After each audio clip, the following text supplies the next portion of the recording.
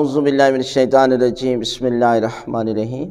مولا کائنات حضرت علی ابن ابی طالب علیہ السلام مسجد میں داخل ہوئے، کیا دیکھا کہ کچھ لوگ جو ہے وہ عبادت کر رہے ہیں اور بار بار عبادت کر رہے ہیں۔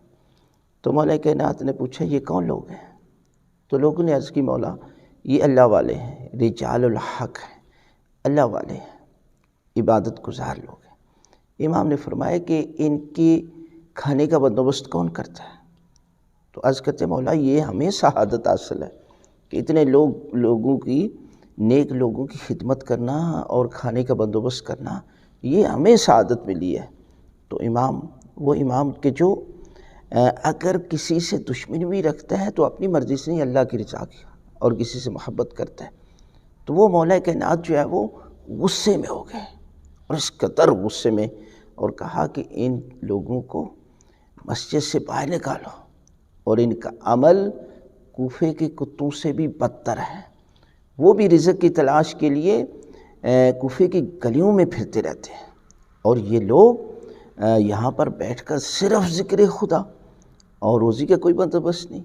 معصوم فرماتے ہیں کہ عبادت کے 70 جز ہیں اور 69 جز حلال روزی سے ملتے ہیں، اور وہ شخص کہ جو صرف عبادت کرتا رہتا ہے اور رزق کی تلاش میں نہیں نکلتا، اس کی دعا قبول نہیں ہوتی، وہ معاشرے پر بوجھ ہے۔